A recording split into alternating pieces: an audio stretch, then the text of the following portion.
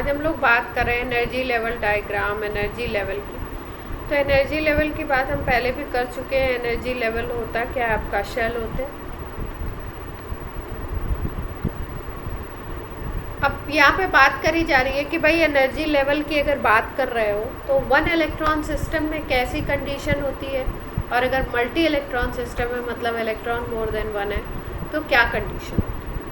तो अगर electron system आपका वन है ना, जैसे हाइड्रोजन की बात हो रही है सपोज, तो इसमें क्या होता है, इसमें सारे जो शेल्स होते हैं उनकी एनर्जी इक्वल होती है। वैसे तो हम लोग बोलते हैं भाई हाइड्रोजन है तो एक इलेक्ट्रॉन है, न्यूक्लियस होगा बीच में और बाहर हाइड्रोजन फर्स्ट शेल में एक इलेक्ट्रॉन, ठीक है। लेकिन शेल्स क्योंकि बहुत सारी हो सकती है किसी भी एटम में, तो शेल्स में तभी तो ट्रांजिशन होता है इलेक्ट्रॉन का, एक सेल से दूसरे पे, दूसरे से तीसरे पे, और इस तरीके से ट्रांजिशन हम लोग देख पाते हैं। तो कोई भी अगर वन इलेक्ट्रॉन सिस्टम है तो उस वन इलेक्ट्रॉन सिस्टम में आपके जितने भी सब शेल्स होंगे उनकी सबकी एनर्जी इक्वल होती है। इसका मतलब क्या है, इसका मतलब ये है कि वन इलेक्ट्रॉन सिस्टम में कोई भी सब शेल की बात करो, किसी भी शेल की बात करो, सब क्या होंगे, सेम होंगे। क्लियर।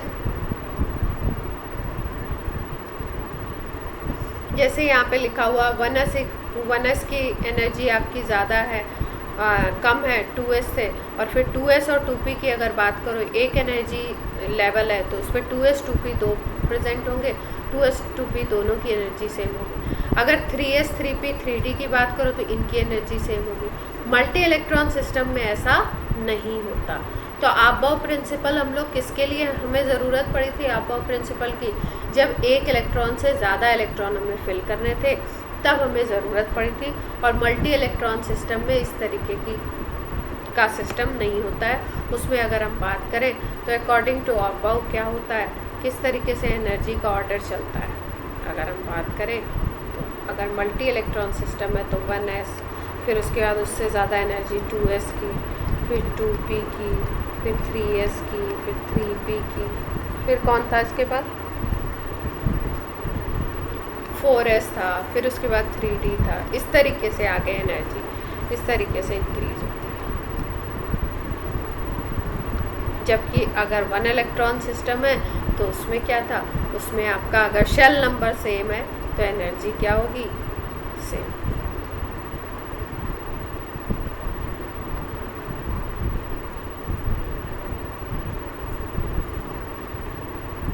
क्लियर।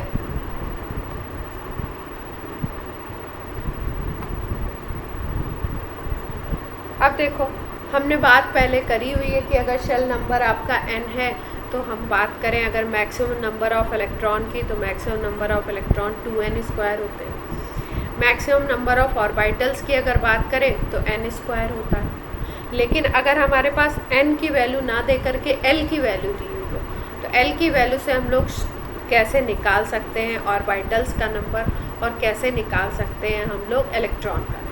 अगर L आपको गिवन है एजीमुथल क्वांटम नंबर, तो हम क्या बता सकते हैं, number of orbitals present in subshell is equal to 2l + 1।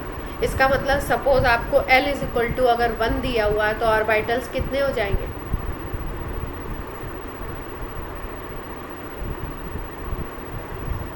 L is equal to 1 है तो ऑर्बिटल्स कितने होंगे उसमें सब शेल में।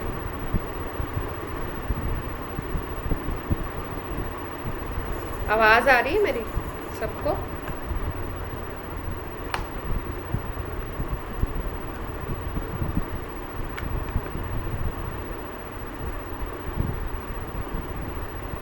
अच्छा, आवाज़ क्रैक हो रही है, अपना वीडियो बंद कर दूँ। और लोगों को भी आवाज़ सुनाई नहीं दे रही मेरी।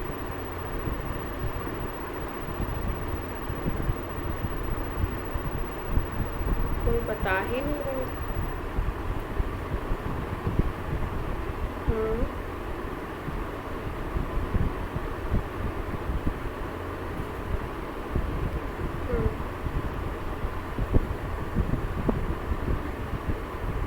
ठीक है, अपलोड कर दूँगी। अगर आपका नहीं हो पा रहा है तो आप लीव कर जाओ, अपलोड कर दो।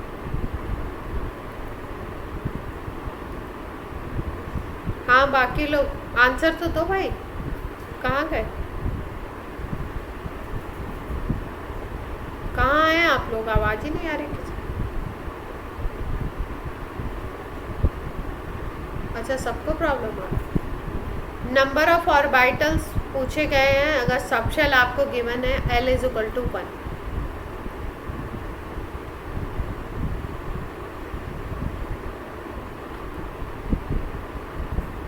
ऑर्बिटल्स कितने होंगे अगर L 1 है तो?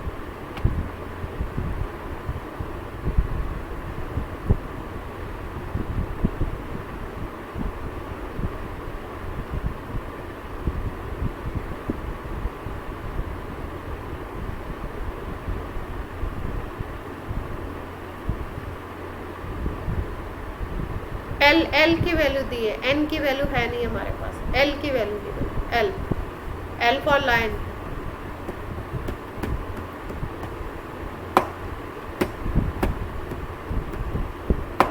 L is equal to when then number of orbital बताना।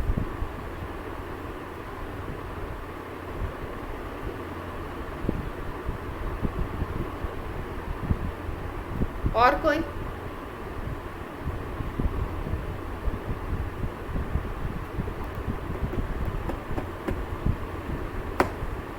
और कोई?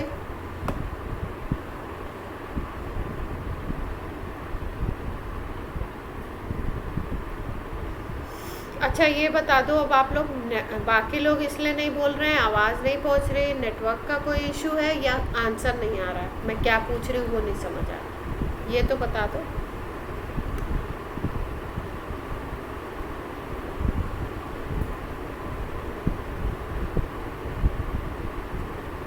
लक्ष्य,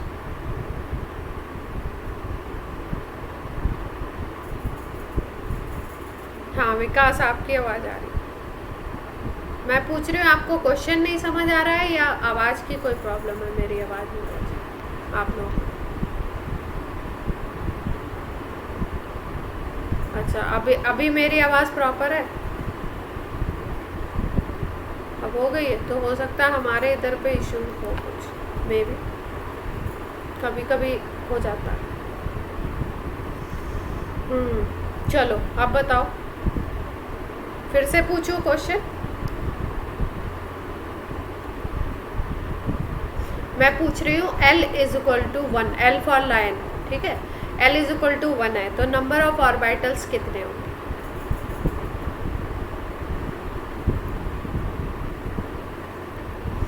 L इज इक्वल टू 1 है तो नंबर ऑफ ऑर्बिटल्स 3। कैसे? L अगर 1 गिवन है तो 2L plus 1 number of orbitals है, तो 2 multiplied by 1 that is equal to 2 plus 1 is equal to 3, ठीक है। और वैसे भी हम लोग देख सकते थे, कैसे देख सकते थे इस आंसर को? इस आंसर को हम ऐसे भी देख सकते थे, L इज इक्वल टू अगर 1 गिवन है तो ऑर्बिटल्स होंगे आपके, नंबर ऑफ ऑर्बिटल्स पूछा है कितने हो सकते हैं, तो 2L प्लस 1 करोगे आप तो आ जाएगा 3। और ऐसे भी हम बोल सकते थे क्योंकि L अगर azimuthal quantum number is equal to 1 होता है तो ये होता है p ऑर्बिटल के, p सबशेल के, और p सबशेल में कितने ब्लॉक्स होते हैं, कितने ऑर्बिटल्स होते हैं? 3 तो होते हैं, px, py और pz जिनके नाम होते हैं। क्लियर है बात? तो आप फॉर्मूला से भी बता सकते हो, और आपको L की वैल्यू ऐसे भी पता है कि भाई L अगर 0 है तो S ऑर्बिटल है, तो S में एक ही ब्लॉक होता है, S सबशेल है तो S सबशेल में एक ही ऑर्बिटल होता है। P की अगर बात करोगे तो P में आपके कितने होते हैं? 3 होते हैं। T की बात करोगे तो आपके कितने होते हैं? 5 होते हैं। ये क्वेश्चन बहुत इजी हैं, बहुत छोटे छोटे हैं, पर ये क्वेश्चन 1-2 क्वेश्चन इस तरीके से पूछ लिए जा रहे हैं हर साल, ठीक है, तो ध्यान रखेंगे। नीट में भी आ रहा है, जेईई मेंस में भी आ रहा है। इसी तरीके से अगर आपको n की वैल्यू पता है तो n की वैल्यू से आप नंबर ऑफ ऑर्बिटल निकालते हो n स्क्वायर करके, और नंबर ऑफ इलेक्ट्रॉन निकालते हो 2n स्क्वायर करके। अगर L की वैल्यू पता है तो नंबर ऑफ ऑर्बिटल निकालते हो 2L प्लस 1 करके, और मैक्सिमम नंबर ऑफ इलेक्ट्रॉन अगर आपको चाहिए तो आप कैसे निकालते हो? 2 मल्टीप्लाइड बाई 2L प्लस 1, क्योंकि अगर एक ऑर्बिटल है तो उसमें 2 इलेक्ट्रॉन आप भरते हो, तो उसी वजह से यहाँ पे 2 से मल्टीप्लाई। क्लियर है बात? तो इसी तरीके से अब यहाँ पे ये जो चार्ट दिया हुआ है इसमें आपका दिया हुआ है L इज इक्वल टू 0 है तो S सबशेल है, और S सबशेल में आपको पता है एक ही ब्लॉक होता है, मतलब एक ऑर्बिटल है। और अगर नंबर ऑफ इलेक्ट्रॉन बोलोगे आप तो मैक्सिमम कितने भर सकते हो, तो मैक्सिमम आप 2 इलेक्ट्रॉन भर सकते हो, एक ही ब्लॉक है भाई। अब अगर L इज इक्वल टू 1 है तो P सबशेल होता है, P सबशेल में आपके 3 होते हैं, 3 ब्लॉक है तो टोटल इलेक्ट्रॉन मैक्सिमम कितने भर सकते हो, 6। फिर इसी तरीके से D की अगर बात करो तो D में 5 होते हैं, तो 5 अगर ब्लॉक्स हैं आपके, 5 ऑर्बिटल्स हैं, तो 5 ऑर्बिटल्स में आप मैक्सिमम 10 फिल कर सकते हो इलेक्ट्रॉन। इसी तरीके से F में 7 होते हैं तो 7 में आप 14 कर सकते हो। इसके बाद आता है G, जिसके लिए L की वैल्यू 4 होती है, तो G में आपके 9 ब्लॉक्स होते हैं, मतलब 9 ऑर्बिटल्स होते हैं, तो कितने भर सकते हैं हम लोग, 18 इलेक्ट्रॉन। ऐसे ही H की अगर बात करो तो इसके लिए L इज इक्वल टू 5 है, और अपना इसमें हम लोग इलेक्ट्रॉन भर सकते हैं कितने, 22, डबल हो जाएगा जस्ट। तो अपना जो काम है यहीं तक बन जाता है, आगे की ज़रूरत नहीं पड़ती है, इसलिए हम लोग आगे वाले को इतना याद नहीं रखते, 0 1 2 3 तक तो याद रखेंगे। क्लियर?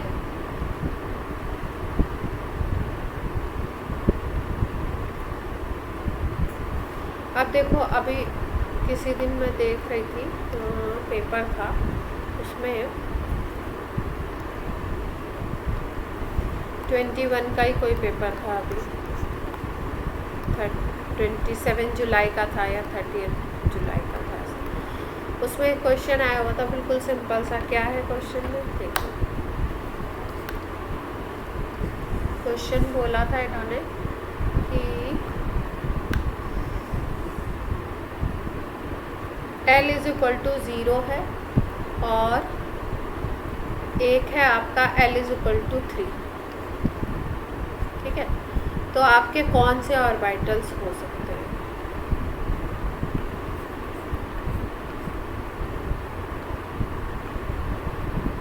कौन सा सबशेल हो सकता है, कौन सा ऑर्बिटल हो सकता है, ये पूछा गया था। तो कैसे बताओगे आप, क्या होंगे सबशेल और क्या होंगे ऑर्बिटल?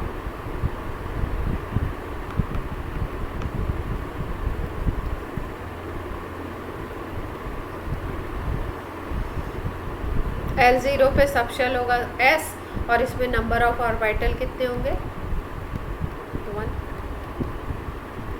हाँ, और अगर 3 की बात कर रहे हैं तो ये कौन सा आ जाएगा, F आ जाएगा। अब F सबशेल, और इसमें कितने नंबर ऑफ ऑर्बिटल्स, ठीक है। दोनों को कंपोजिट करके कोई क्वेश्चन बनाया था, एग्जैक्टली क्वेश्चन नहीं याद है मुझे, लेकिन एग्जैक्ट बात यही थी कि L is equal to this है, तो आगे क्वेश्चन पूछा गया, ठीक है।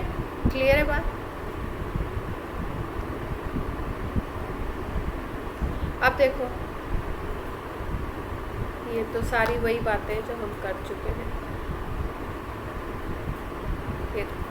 ये नोट की पोजीशन को बताया जा रहा है, ये रेडियस है, ठीक है, मतलब ये R जो है ये न्यूक्लियस से डिस्टेंस है।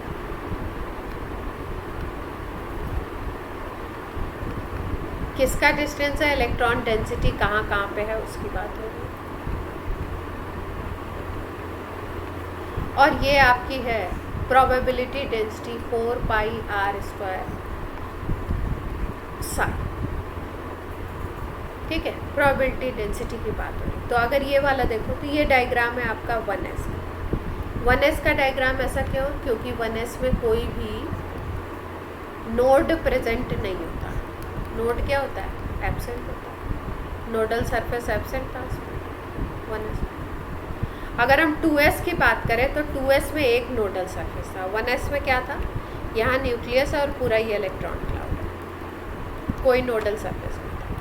2s की अगर बात करो तो 2s का हमने ऐसे बताया था कि ये आपका मान लो न्यूक्लियस है, यहाँ पे इलेक्ट्रॉन है, और फिर उसके बाद यहाँ पे बीच में एक नोडल सरफेस आएगा, और फिर उसके बाद फिर से एक इलेक्ट्रॉन क्लाउड। ये बात हुई थी अपनी। तो 2s में क्योंकि एक नोडल सरफेस आता है यहाँ पे बीच में, तो अगर एक नोडल सरफेस है यानी कि नोडल सरफेस का मतलब इलेक्ट्रॉन डेंसिटी वहाँ पे क्या होगी, 0 होगी। तो वहाँ पे प्रोबेबिलिटी डेंसिटी की अगर बात करो तो ये वाला जो डायग्राम है दिस इसमें रेडियस जैसे जैसे बढ़ रहा है, पहले क्या होगा, प्रोबेबिलिटी इलेक्ट्रॉन की बढ़ेगी, मतलब ये वाले इलेक्ट्रॉन को शो किया जा रहा है, और फिर उसके बाद ये जो पॉइंट है ये नोड को शो कर रहा है, मतलब ये ऐसा पॉइंट है जहाँ पे ये बीच वाली ये नोडल सरफेस की बात हो रही है, यहाँ पे इलेक्ट्रॉन की डेंसिटी 0 होगी, फिर उसके बाद फिर इलेक्ट्रॉन प्रेजेंट होंगे तो फिर से इलेक्ट्रॉन डेंसिटी, ये दिखाया गया है 2s में। अगर 3s की बात करो तो 3s में क्या होता है, 3s में आपके दो नोड दिखाए गए 1 और 2, क्यों, क्योंकि 3s में दो नोडल सरफेस प्रेजेंट होते हैं। ये देखो ये वाला है आपका 3p, 3p की अगर बात करो, सबसे पहले हम लोग देखते हैं 2p को। 2p की अगर बात करो तो 2d में इलेक्ट्रॉन डेंसिटी, प्रोबेबिलिटी डेंसिटी आपको पहले 0 है, मतलब 2p की अगर बात करो तो 2p लीफ लाइक होता है ना, p की अगर बात करो तो p ऐसे होगा, इस तरीके का कुछ। तो यहाँ न्यूक्लियस पे इलेक्ट्रॉन डेंसिटी 0 है, तो ये न्यूक्लियस यहाँ से स्टार्ट हुआ, ये न्यूक्लियस है, ये पॉइंट। फिर क्या होता है, धीरे धीरे इलेक्ट्रॉन की डेंसिटी बढ़ती है भाई, यहाँ पे मान लो 10 इलेक्ट्रॉन है, फिर ये एरिया बड़ा हो गया, तो यहाँ पे कितने होंगे, मान लो ज़्यादा हो गए, सपोज आपके 50 हो गए, फिर उसके बाद धीरे धीरे देखो इसका शेप कुछ ऐसा होता है, फिर डेंसिटी कम हो रही भाई। अगर इस तरीके का कुछ शेप है चीज़ है, तो पहले यहाँ ये लूप अगर देखो तो यहाँ पे कम है इलेक्ट्रॉन, फिर बीच में थोड़े ज़्यादा हो गए, फिर उसके बाद फिर कम हो गए, इलेक्ट्रॉन की डेंसिटी को दिखाया जा रहा है। तो ये ग्राफ क्या है, ऐसे यहाँ से न्यूक्लियस से स्टार्ट हुआ, न्यूक्लियस पे इलेक्ट्रॉन थे नहीं, फिर उसके बाद बढ़ा, और बढ़ने के बाद एक पीक आया, पीक ये वाले पॉइंट हो गए, और पीक के बाद फिर क्या हुआ, फिर डाउन हुआ, क्यों, क्योंकि लूप कुछ ऐसा होता है। बात समझ आ रही है, डायग्राम से इसको रिलेट कर पा रहे हैं ग्राफ को।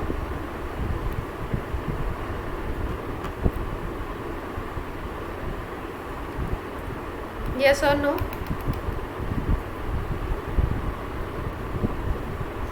ठीक है।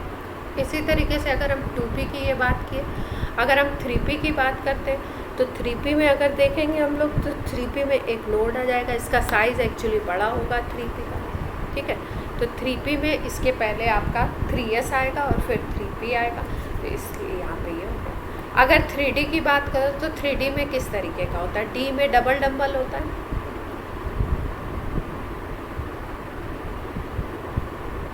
d डबल डंबल होता है।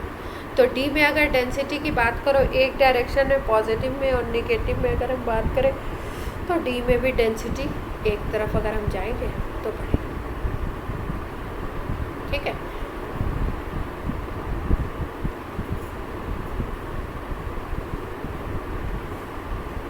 अब देख यहाँ पे बताया गया D generate and non D generate, भाई जिसकी एनर्जी सेम होगी ऑर्बिटल्स की, उनको हम क्या बोलेंगे, डी जनरेट, और जिनकी एनर्जी डिफरेंट होगी उसको हम क्या बोलेंगे, नॉन डी जनरेट, ठीक है। जैसे इसमें यहाँ पे देखो लिखा हुआ 3 fold D generate, 3 fold D generate का मतलब 3 ऐसे ऑर्बिटल्स होते हैं जो सेम एनर्जी वाले होते हैं, px, py, pz। यहाँ पे d में क्या लिखा हुआ है देखो, 5 fold D generate, 5 fold D generate, fold word use करने का मतलब है कि 5 इस तरीके के ऑर्बिटल्स होते हैं जिनकी एनर्जी सेम होती है, dx, dy, dz square, dx square minus Y square and dx, ये आपके क्या है, डी सबशेल वाले हैं। अब ये जो डी जनरेसी है ये कब तक प्रेजेंट होती है, कब तक रहती है, जब तक मैग्नेटिक फील्ड आप कोई बाहरी ना लगा दो। अगर आप स्ट्रॉन्ग मैग्नेटिक फील्ड आपने लगा दिया तो क्या होता है, ये डी जनरेसी ख़त्म हो जाती है, इलेक्ट्रॉन स्प्लिट हो जाते हैं दो तरीके के ऑर्बिटल्स में, एक होता है हायर एनर्जी वाला और दूसरा होता है लो एनर्जी वाला। लेकिन नॉर्मल केस में ये बात नहीं होती है, जब हम लगाते हैं स्ट्रॉन्ग मैग्नेटिक फील्ड तब ये बात होती है। तो नॉर्मल अगर आपसे पूछा जाए, मतलब अगर मैग्नेटिक फील्ड का डिस्कशन नहीं है तो आप क्या बताएंगे कि डी सबशेल में 5 डी जनरेट ऑर्बिटल्स। क्लियर है बात?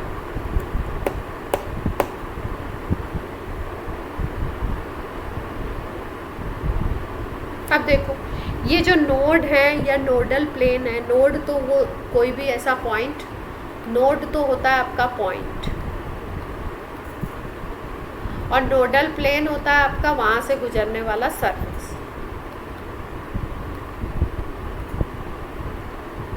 जहाँ पे इलेक्ट्रॉन की डेंसिटी क्या होगी, 0।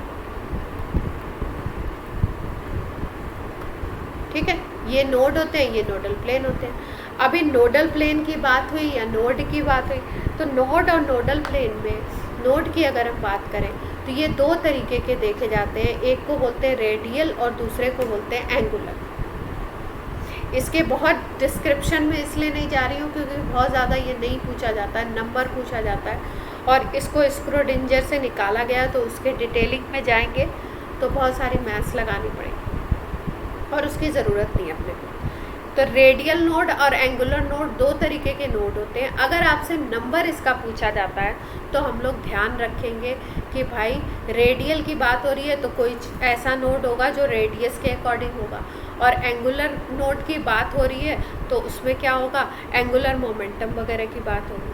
अब याद क्या रखना है, इम्पॉर्टेंट बात क्या, ये पूछा जाता है अपने से कि टोटल नंबर ऑफ नोड्स कितने हैं, एंगुलर नोड कितने हैं और रेडियल नोड कितने हैं। तो एंगुलर नोड का नंबर होता है आपका L के इक्वल, टोटल नोड्स होते हैं n-1, और अगर रेडियल नोड की बात करो तो n-L-1। क्लियर है? अभी किसी इसमें 20 वाले में पूछा गया था, क्वेश्चन क्या था, 3p ऑर्बिटल की बात हो रही है, और इस 3p ऑर्बिटल में ये तीनों चीज़ें पूछी गई थी, रेडियल नोड, एंगुलर नोड और टोटल।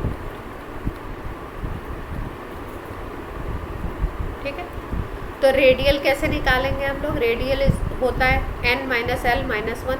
तो आपको पता है कि अगर 3p की बात हो रही है तो इसका मतलब n-L-x से जब कंपेयर करोगे तो नंबर ऑफ इलेक्ट्रॉन तो यहाँ पे नहीं है तो उसकी ज़रूरत नहीं है हमें, n=3 आ गया, और L=p, p का मतलब क्या होता है, 1 होता है। इतनी बात क्लियर है सबको? अब रेडियल नोड निकालना है तो रेडियल नोड होता है n-L-1, तो n-L-1 कर दीजिए, n हो गया आपका 3, L हो गया आपका 1, -1 कर दीजिए तो 1 आ जाएगा रेडियल नोड। एंगुलर नोड की बात करो तो एंगुलर नोड होता है 1, L होता है तो L=1 है। अब टोटल अगर करो तो 1 + 1 2 हो जाएगा, और ऐसे भी निकाल सकते हो आप, 3 - 1 = क्लियर? तो कोई भी ऑर्बिटल इस तरीके से गिवन हो तो आप रेडियल नोड, एंगुलर नोड और आपके टोटल नोड्स का नंबर निकाल सकते हैं।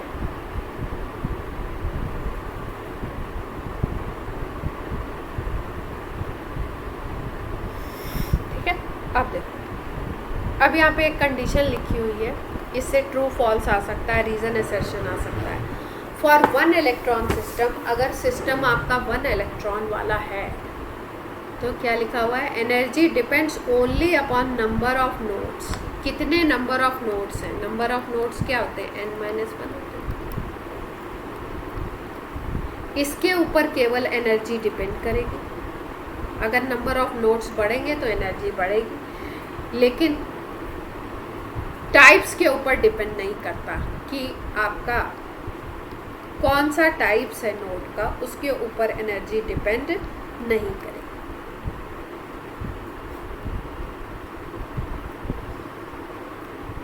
कि भाई एंगुलर नोड है कि आपका मतलब रेडियल नोड है, उससे मतलब नहीं एनर्जी को, एनर्जी का मतलब किससे है, नंबर ऑफ नोड्स से, यानी कि, और एनर्जी आपको पता है प्रिंसिपल क्वांटम नंबर के ऊपर डिपेंड करती है, शेल के ऊपर डिपेंड करती है। Principal quantum number shell number ही होता है ना, और यहाँ पे n-1 ये शेल नंबर केवल यूज़ किया जा रहा है, तो एक ही बात है, इसको अलग अलग तरीके से।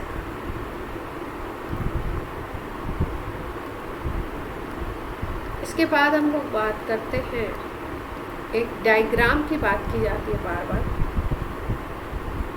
कहाँ गया वो slide, bodies boundary surface diagram. चलो,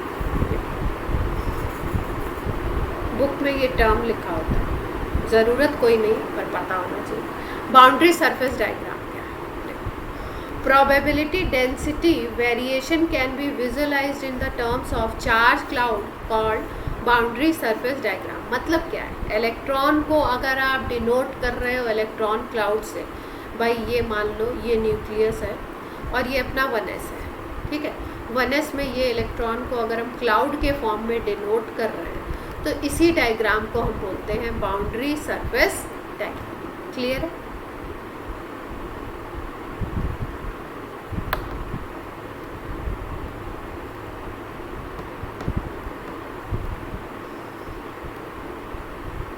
n+ रूल आपको बता दिया था कि इलेक्ट्रॉन पहले उसमें फिल किया जाएगा जिसमें n+l का नंबर बड़ा होगा, छोटा होगा। और अगर दोनों में n+l कोई केस आपको ऐसा मिलता है जब n+l का वैल्यू सेम आता है तो हम लोग देखेंगे कि किसमें n की वैल्यू छोटी है उसमें पहले इलेक्ट्रॉन भरो और किसमें n की वैल्यू ज़्यादा है उसमें बाद में। क्लियर है बात? अब हम लोग करते हैं कुछ क्वेश्चंस करेंगे। कुंस रूल हो गया, इलेक्ट्रॉनिक कॉन्फ़िगरेशन बता दिया आपको, और प्रोबेबिलिटी डेंसिटी बता दी।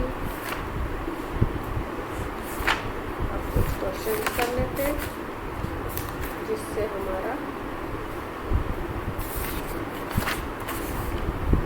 बात हो जाए कुछ।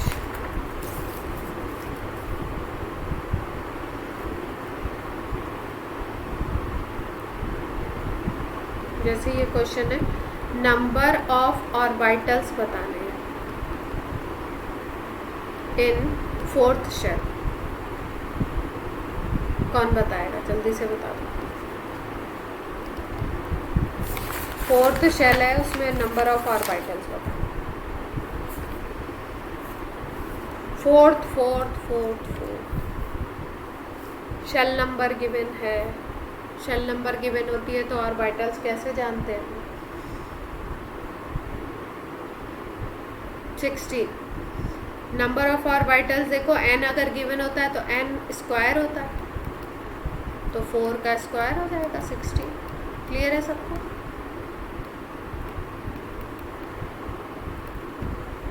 अब देखो second question, how many subshells are associated with n = 4?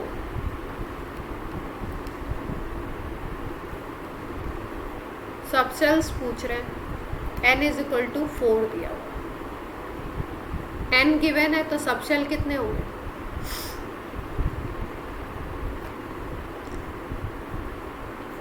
वो तो ऑर्बिटल होता है।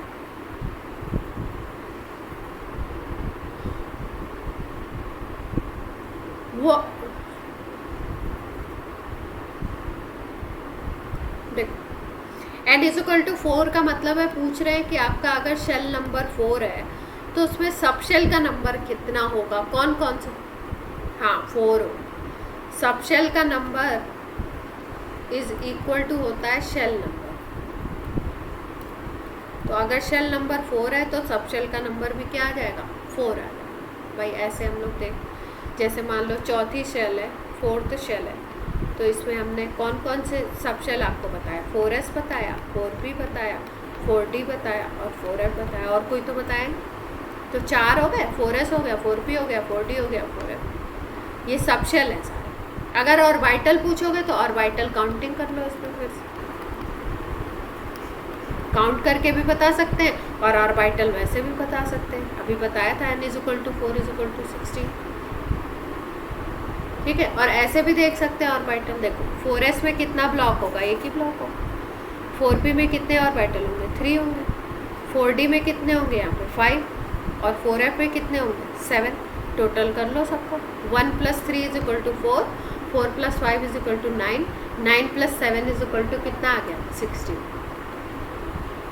ठीक है, तो चाहे ऐसे n² से निकालो चाहे ऐसे देखो। अब इलेक्ट्रॉन को ही पूछ ले अगर 4th शेल में, तो 2n² फॉर्मूला होता है इलेक्ट्रॉन का, और वैसे देखोगे तो 16 अगर ऑर्बिटल है तो एक में 2 इलेक्ट्रॉन भरते हो तो 32 हो जाए, और 4n² से भी आता है। क्लियर है बात?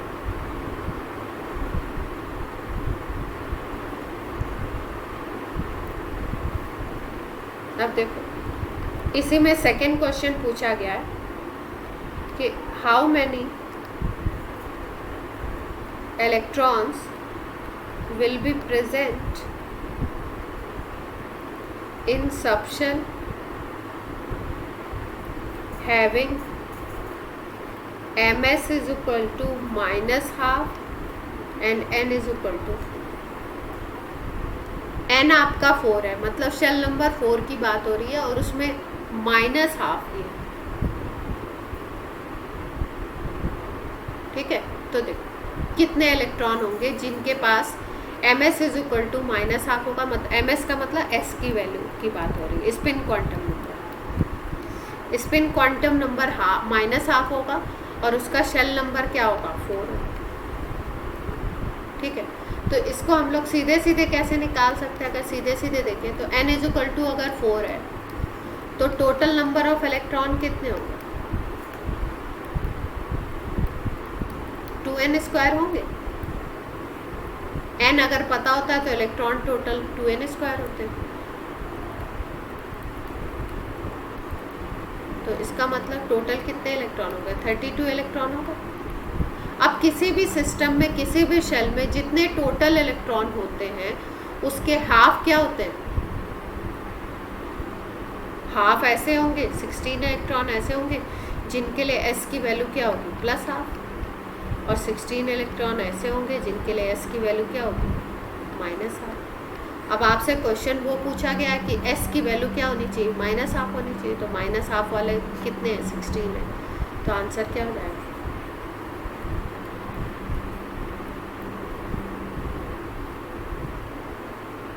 क्वेश्चन समझ में आया? मतलब शेल नंबर 4 में कितने ऐसे इलेक्ट्रॉन हैं जिनका s होगा -half, ये पूछा गया। तो शेल नंबर 4 में टोटल इलेक्ट्रॉन हम लोगों ने निकाल लिए। टोटल इलेक्ट्रॉन का फॉर्मूला 2n² होता है, तो उससे हमारे आए 32 इलेक्ट्रॉन। अब किसी शेल में अगर मैक्सिमम 32 इलेक्ट्रॉन हैं तो उसमें से हाफ ऐसे होंगे जो पॉजिटिव स्पिन के होंगे, क्लॉकवाइज होंगे, और हाफ ऐसे होंगे जो एंटी क्लॉकवाइज होंगे। हाँ,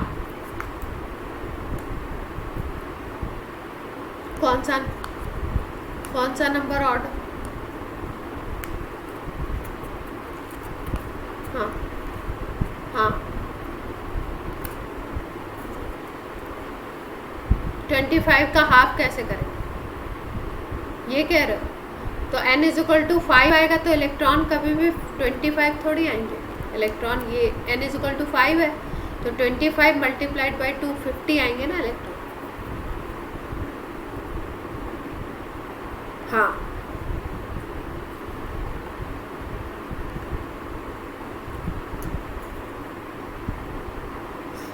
कंप्लीटली हाफ में तब जब बोल रहा है शेल नंबर 4, ऐसे बोल दिया। इसमें कोई कंडीशन नहीं दी है कि शेल नंबर 4 में 10 इलेक्ट्रॉन है कि 12 है, कुछ ऐसा इलेक्ट्रॉन का नंबर नहीं बताया। ठीक है, इन्होंने क्या बोला? इन्होंने बोला शेल नंबर 4, तो शेल नंबर 4 में टोटल तो मैक्सिमम इतने हो सकते हैं। मैक्सिमम पूछा है, मतलब कितने ऐसे इलेक्ट्रॉन होंगे मैक्सिमम जिनका s is equal to -half। ठीक है, और अगर इनको इलेक्ट्रॉन का नंबर ये देंगे कि इस इलेक्ट्रॉन उस इलेक्ट्रॉन, तो फिर उसके बाद आपको फिर वहाँ पे डायग्राम बना करके, मतलब आपको n इज इक्वल टू 4 में कौन कौन से सबशेल है वो बनाओगे, फिर ऑर्बिटल बनाओगे, फिर इलेक्ट्रॉन आप निकाल सकते। ठीक है,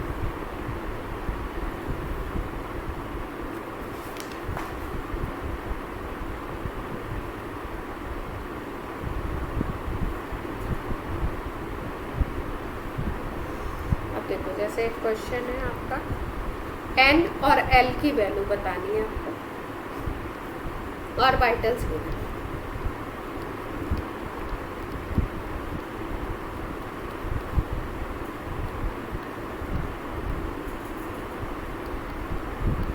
dz² जो होता है उसके लिए याद रखेंगे कि आपका एम का वैल्यू इसके लिए 0 होगा, एम पूछा नहीं गया यहाँ।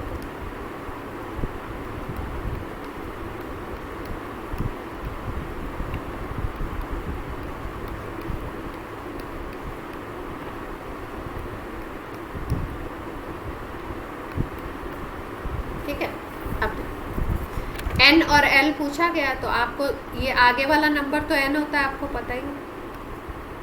तो सारे ऑप्शंस में जो आगे का नंबर है वो हो गया एन। इतनी बात सबको क्लियर है। n इज इक्वल टू 3, यहाँ पे n इज इक्वल टू 3, यहाँ पे n इज इक्वल टू 2, यहाँ पे n इज इक्वल टू 4, यहाँ पे n इज इक्वल टू 4 और यहाँ पे n is equal to 3। n की वैल्यू पता लग गई। अब l की वैल्यू बता दो। तो आपको पता है अगर d ऑर्बिटल है तो l की वैल्यू क्या होती है? l की वैल्यू 2। अगर यहाँ पे भी d है तो d के लिए l की वैल्यू क्या होगी? 2। यहाँ पे देखो pz है तो p के लिए l की वैल्यू क्या होती है? p के लिए l की वैल्यू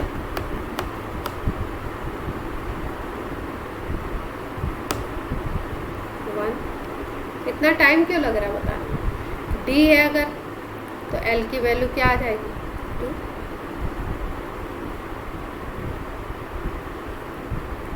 d के लिए 2 आती है ना, और d z x है अगर तो l की वैल्यू 2, फिर p के लिए l की वैल्यू। कुछ कॉम्प्लिकेटेड था? सिंपल। बस यहाँ पे क्या किया है, d ना लिख करके इन्होंने d के जो अलग अलग नेम है वो दे दिए, तो उससे कंफ्यूज नहीं होना है। अगर d का ऑर्बिटल है चाहे वो कोई सा भी हो तो l इज इक्वल टू 2 ही आए। सबको क्लियर है? अब कुछ क्वेश्चंस आते हैं उसमें आपको पूछते हैं 11, 12 सभी क्लासेस में ज़रूरत पड़ती है इसकी, तो अभी हम सीख लेते हैं। नंबर ऑफ अनपेयर्ड इलेक्ट्रॉन, ठीक है, और इसको यूज़ करके एक क्वांटिटी हम लोग निकालते हैं। जैसे हम फिज़िक्स में डाइपोल मोमेंट पढ़ते हैं ना, वैसे ही केमिस्ट्री में हम पढ़ते हैं मैग्नेटिक मोमेंट। तो मैग्नेटिक मोमेंट देखो निकालते कैसे। मैग्नेटिक मोमेंट को म्यू से डिनोट करते हैं। ये होता है √n+2 और इसकी यूनिट होती है bm। यूनिट क्या है? bm, जिसको बोलते हैं हम लोग मैग्नेटिक फील्ड की बेसिस पे रखी गई है। जिसने डिस्कवर किया बोर मैग्नेट्रॉन, बोर मैग्नेट्रॉन इसकी यूनिट है। और n जो यहाँ पे हम वैल्यू रखते हैं ये होता है नंबर ऑफ अनपेयर्ड इलेक्ट्रॉन। मतलब अगर अपने पास number of electron, unpaired electron हमें पता है किसी सिस्टम के, तो हम लोग मैग्नेटिक मोमेंट उसका कैलकुलेट कर सकते हैं। n की वैल्यू रख देंगे, आ जाएगा आंसर। क्लियर है इतनी बात? अब नंबर ऑफ अनपेयर्ड इलेक्ट्रॉन कैसे निकालते हैं देखो। फॉर एग्जाम्पल जैसे मान लो आपको क्वेश्चन में दे दिया कि नाइट्रोजन में निकालिए, ठीक। तो नाइट्रोजन की अगर बात करो तो नाइट्रोजन का एटॉमिक नंबर 7 होता है। अगर कॉन्फ़िगरेशन लिखेंगे तो 1s2, 2s2, 2p3 आएगा। इतनी बात सबको क्लियर है? कॉन्फ़िगरेशन लिख दिया। अब यहाँ पे देखो अगर s को देखो तो s तो पूरा भरा हुआ है। यहाँ पे अनपेयर्ड का मतलब सिंगल इलेक्ट्रॉन देखना है, जो पेयर नहीं है। 2s को देखो तो 2s में भी एक ब्लॉक होता है, 2 भरे हुए। अगर 2p को देख लो तो 2p में p में कितने होते हैं? 3 होते हैं, और यहाँ पे 3 इलेक्ट्रॉनों में फिल करने हैं। तो सिंगल इलेक्ट्रॉन यहाँ पे कितने दिखाई दे रहे हैं आपको? 3 दिखाई दे रहे हैं। ये तीनों अनपेयर्ड हो गए। तो इसमें अगर हम बात करें नाइट्रोजन में तो अनपेयर्ड इलेक्ट्रॉन का नंबर 3 है। ये 4 तो पेयर्ड है, पेयर में। ये कैसे है? अनपेयर्ड है, 3। तो अगर यहाँ पे हमें मैग्नेटिक मोमेंट निकालना हो तो हम निकाल सकते हैं।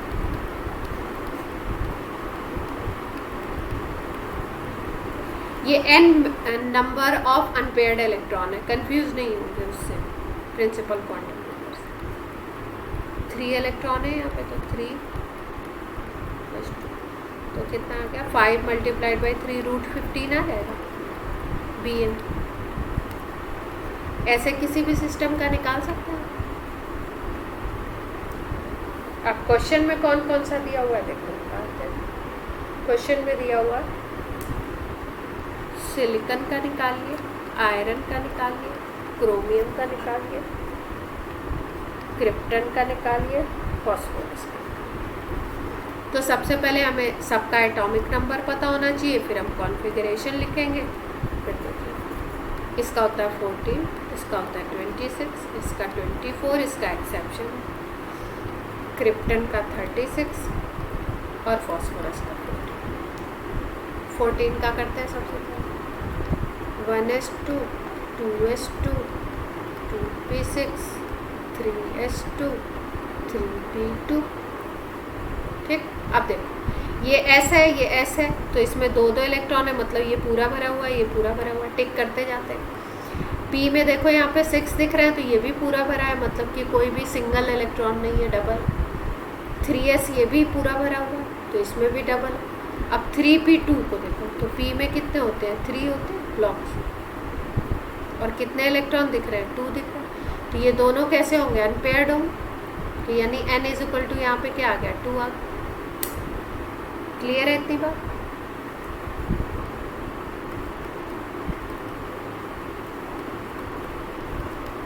अगर आपको म्यू निकालना होता तो क्या करते, निकाल लेंगे अगर n की वैल्यू हमें पता। 4 आ गया, 4 × 8 √8 आ गया, √8 को हम 2√2 भी लिखते हैं, √8 भी लिख सकते हो आंसर। अब देखो फॉस्फोरस में 1 इलेक्ट्रॉन ज़्यादा है, तो बाकी तो यहाँ तक सारा आएगा सेम, यहाँ पे 3p3 आ जाएगा।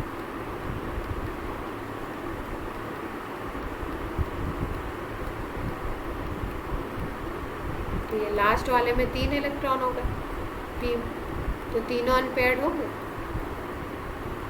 तो यहाँ n = 3 आ गया। अब बात करते हैं क्रोमियम की। क्रोमियम एक्सेप्शन था, एक्सेप्शन में क्या याद रखना है हमें, लास्ट वाले 1s2 2s2 2p6 3s2 3p6, और यहाँ पे था 4s1 3d5। एक्सेप्शन में याद रखना है, इसके d में 5 और s में 1। अब यहाँ पे अगर देखो तो यहाँ तक तो पूरा भरा हुआ है, भाई P में 6 है, S में 2 है, P में 6 है, S में 2 है, ऐसे। यहाँ पे अगर देखो तो S में कितने हो गए, 1 हो गए, और D में देखो, D में कितने ब्लॉक होते हैं, 5 होते हैं, और 5 इलेक्ट्रॉन है, तो पहले 5 सिंगल सिंगल भरे जाएंगे। तो 5 अनपेयर्ड ये और 1 अनपेयर्ड ये, तो टोटल अगर यहाँ अनपेयर्ड देखो तो 6 हो जाएंगे। ये बात सबको क्लियर है?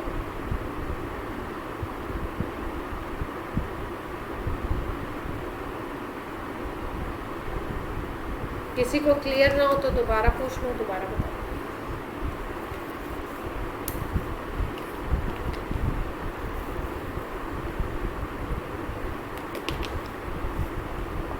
हेलो, क्लियर हो गया क्रोमियम का? अनपेयर्ड कैसे निकाला हमने, कॉन्फ़िगरेशन लिखा, राइट कॉन्फ़िगरेशन आना चाहिए, कॉन्फ़िगरेशन लिखेंगे तभी बता पाएंगे। और फिर उसके बाद हमने चेक कर लिया, यहाँ तक तो पूरा फुलफिल था, यहाँ पे S1 था तो ये सिंगल हो गया, ये 3d5 था, 5 ब्लॉक होते हैं तो 5 के 5 सिंगल हो जाएंगे। हाँ बोलो,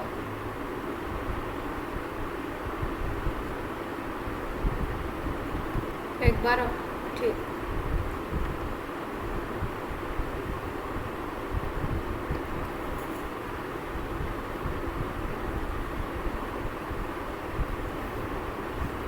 क्रोमियम का एटॉमिक नंबर होता है 24, मतलब 24 इलेक्ट्रॉन फिल करने हैं आपको पता है 1s में पहले भरोगे, फिर 2s में भरोगे, फिर 2p में भरोगे, फिर 3s में भरोगे, फिर 3p में, फिर 4s में, फिर 3d में, ऐसे करके ऑर्डर चलता है आप बाउ प्रिंसिपल के अकॉर्डिंग।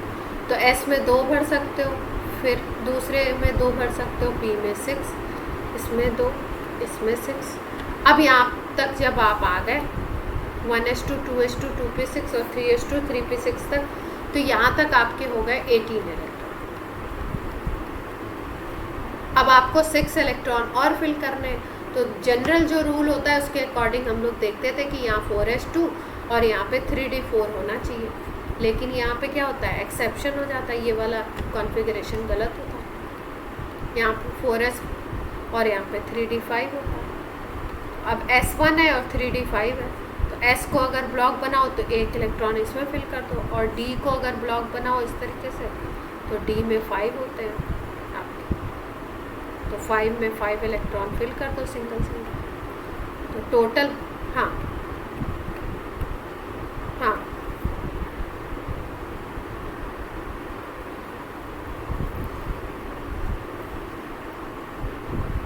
हम्म,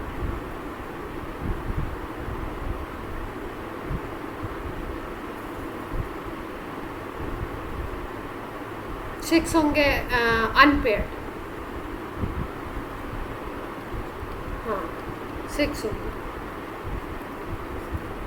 क्यों 6 हो रहे हैं, आपको ये स्ट्रक्चर देख के पता लग रहा है ना, यहाँ पे 4s1 है, हाँ 4s1 है, तो s में आपने 1 ही इलेक्ट्रॉन भरा, तो 1 अगर भरा तो ये भी अनपेयर्ड है। d में 5 ब्लॉक्स होते हैं, तो 5 अगर ऑर्बिटल्स होते हैं और आपको 5 फिल करने हैं, तो सिंगल सिंगल पहले फिल करोगे according to Hund's rule, single single fill करोगे तो 5 यहाँ पे अनपेयर्ड और 1 यहाँ पे अनपेयर्ड, तो टोटल कितना आ जाएगा, 6 आ जाएगा। अब ऐसे ही हम लोग क्रिप्टन का भी निकाल सकते हैं। क्रिप्टन होता है 36, तो क्रिप्टन को आप देख के सीधे आपको याद रखना है किसका किसका, किसमें अनपेयर्ड इलेक्ट्रॉन नहीं होंगे, हमें करने की भी ज़रूरत नहीं है। ये जो बताया था हरभजन, नेहरा, आगरकर, ज़ीरो, रनआउट, ये कौन से थे, 18 ग्रुप के एलिमेंट थे, जिसको हम लोग बोलते हैं ज़ीरो ग्रुप या नोबल गैसेस या इनर्ट गैस, ये थे। और इनका मैंने क्या बताया था आपको कि एटॉमिक नंबर याद रखो भाई। इनको इनर्ट इसीलिए बोलते हैं, इनको इनर्ट नाम इसीलिए दिया जाता है क्योंकि इनके आउटर शेल जो होता है वो कंप्लीट होता है, ठीक है। और कभी भी अगर कंप्लीट है शेल, आउटर शेल, तो इसका मतलब ये है कि उसमें अनपेयर्ड इलेक्ट्रॉन 0।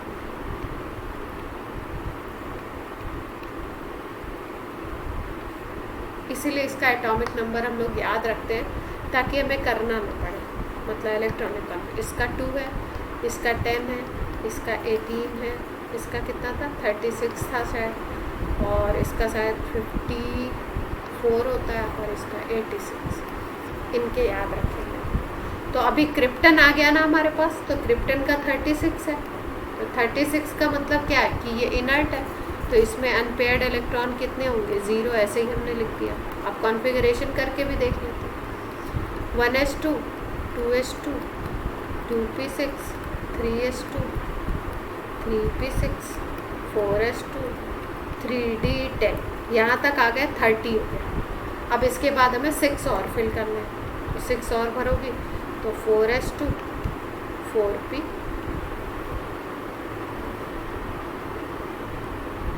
4 आ जाए, 4s2 तो हो गया, सॉरी 4p6 आ गया, 4s तो पहले 4p6 आ गया, तो p में भी पूरे हो गए। अगर हम लोग देखें तो सारा का सारा क्या है, भरा हुआ, अनपेयर्ड इलेक्ट्रॉन क्या हो जाएगा, देखो ये s है तो इसमें 2, इसमें s है तो 2 मैक्सिमम भर सकते हैं, p में 6, s में 2, p में 6, s में 2, d में मैक्सिमम 10 भर सकते हो, p में 6, तो सारा का सारा तो कंप्लीट फिल है, तो अनपेयर्ड तो है ही नहीं, सिंगल इलेक्ट्रॉन तो है ही नहीं, तो अनपेयर्ड इलेक्ट्रॉन का नंबर क्या हो जाएगा, 0। क्लियर। और ये चीज़ हमने एटॉमिक नंबर देखते हुए भी पता लगा ली थी कि भाई अगर 36 है तो इसका मतलब ये क्रिप्टन है, और क्रिप्टन का मतलब ये है कि इनर्ट है, और इनर्ट का सब फिल होगा, कंप्लीट फिल होता है, इसीलिए इसमें अनपेयर्ड इलेक्ट्रॉन चाहिए। क्लियर हो गई बात? अनपेयर्ड निकाल लेंगे ऐसे।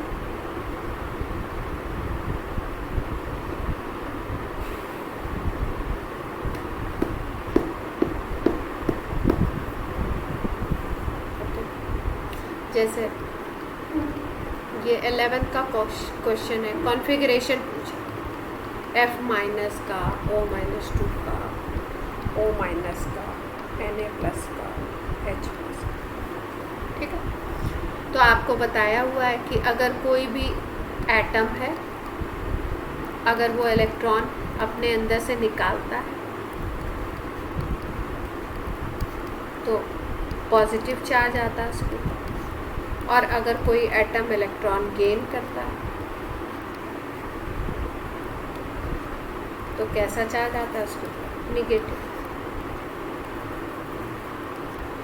तो देखो ये फ्लोरीन F माइनस है, इसका मतलब F में एक इलेक्ट्रॉन प्लस कर दो तब ये F माइनस बनेगा, तभी बना होगा ये, ठीक है। तो फ्लोरीन का अगर हम लोग एटॉमिक नंबर देखें तो उसमें 9 होता है, और उसमें एक इलेक्ट्रॉन और प्लस कर दिया तो यानी कि F माइनस के पास कितने इलेक्ट्रॉन है टोटल? 10 इलेक्ट्रॉन। अब 10 इलेक्ट्रॉन का कॉन्फ़िगरेशन लिखना है तो लिख लो।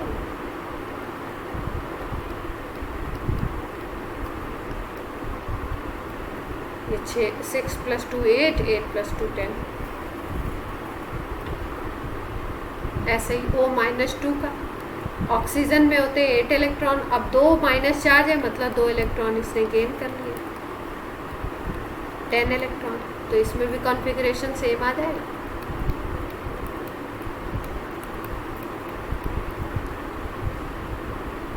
क्लियर है?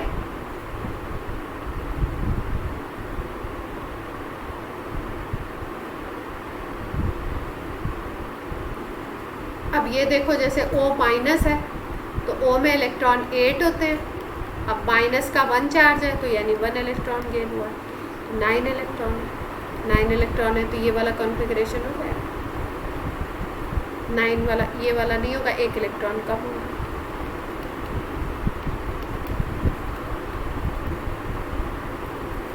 ऐसे लिख लेंगे।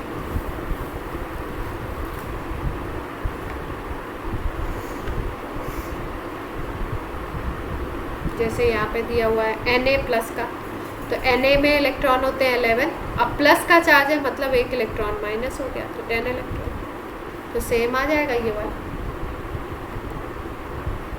H प्लस है तो H में इलेक्ट्रॉन होते हैं 1 और एक और इलेक्ट्रॉन निकल गया तो 0 आ गया, तो 1s0 हो जाएगा कॉन्फ़िगरेशन।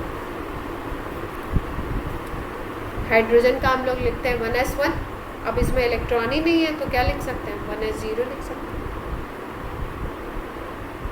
क्लियर?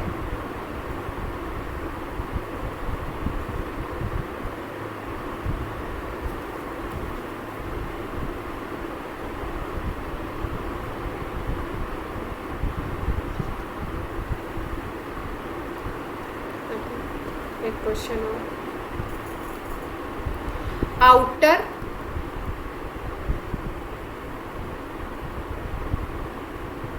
मोस्ट इलेक्ट्रॉन बताया गया है आपको, जैसे आउटर मोस्ट इलेक्ट्रॉन 3s2, तो आपको बताना है ये कौन सा एलिमेंट है, एलिमेंट पहचानना है, ठीक है, कि 3s2 किस में आउटर मोस्ट शेल होगा। आउटर मोस्ट का मतलब है कि जो सबसे लास्ट में, आउटर मोस्ट का मतलब जो सबसे आपने लास्ट में फिल किया है।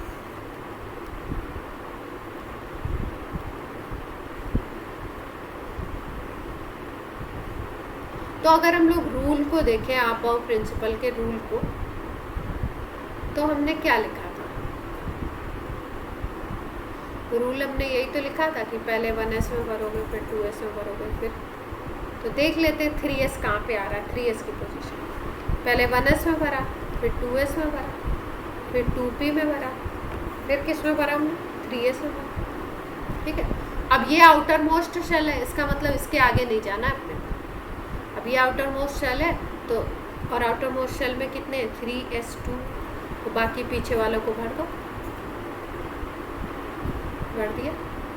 अब ये टोटल कितने इलेक्ट्रॉन हो गए, टोटल अगर करो ये आउटर मोस्ट है, बाहर टोटल इलेक्ट्रॉन देखो 2 + 2 4, 4 + 6 कितना हो गया 10, 10 + 2 कितना हो गया 12, 12 इलेक्ट्रॉन आ गए। और आपको पता है 12 किस एलिमेंट का एटॉमिक नंबर होता है, मैग्नीशियम का। एलिमेंट पहचान गए आप कौन सा है,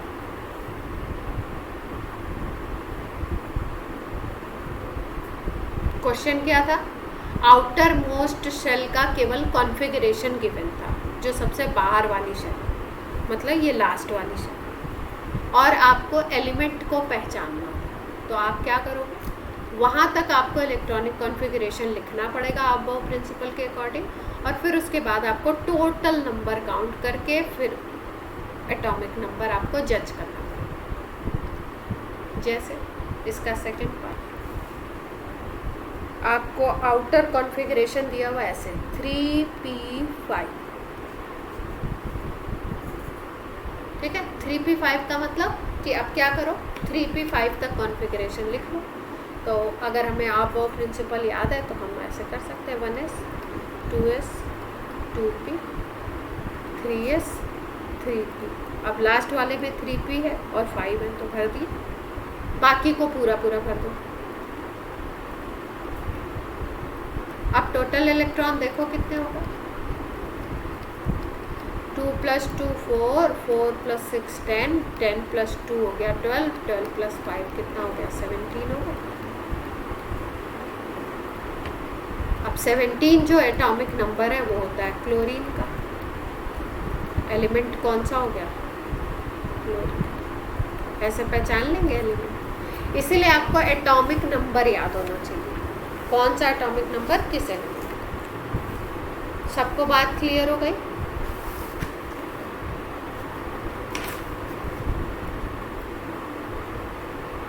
अब क्लियर हो गई तो अगला बता दो, 2p3।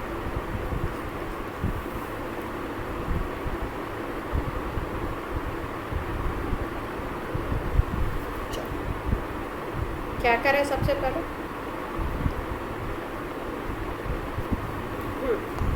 कहाँ तक लिखें, 2p3 तक लिख लें।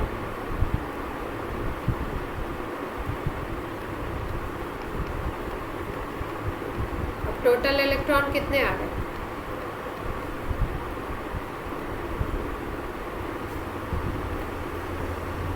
7 हो गए।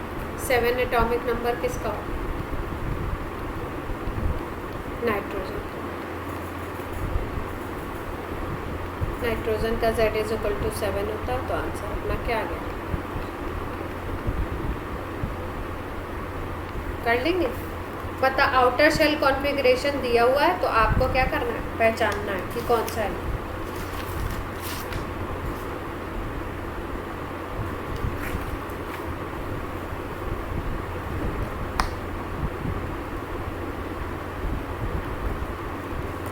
टाइम बताइए जरा फिर, 10 मिनट हो गए, एक क्वेश्चन और करवा दो।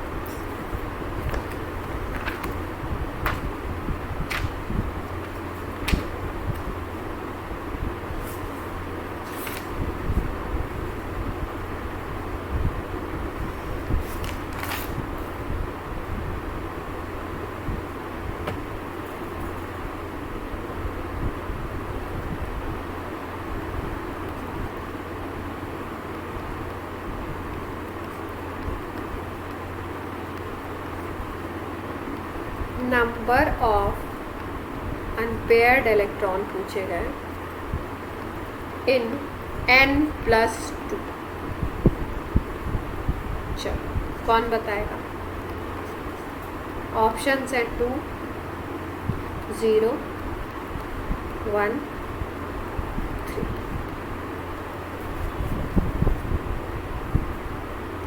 कौन ट्राई करेगा, आप बता, हाँ बताओ मैं करूँगी।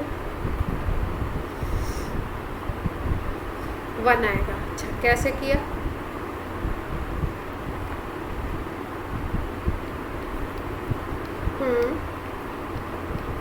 हाँ, 5 इलेक्ट्रॉन बच गए। 2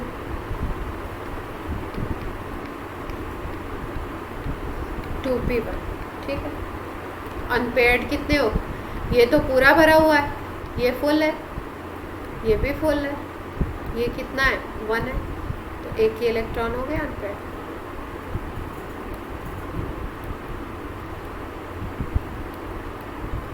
इजी है।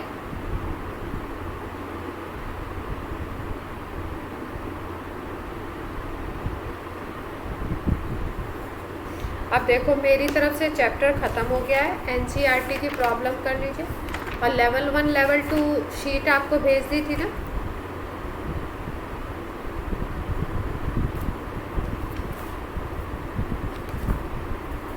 एटॉमिक की शायद भेज दिए, देख लो। मेरे पास फोन नहीं है, फोन का।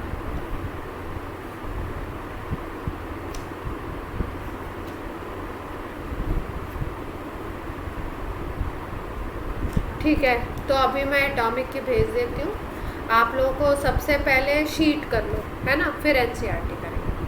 तो नेक्स्ट जो अपना टर्न है उस पर हम लोगों को शीट सॉल्व करनी है। लेवल 1 भेज दिया, लेवल 1 लेवल 2 करके बैठना नेक्स्ट। तो मैं उसकी प्रॉब्लम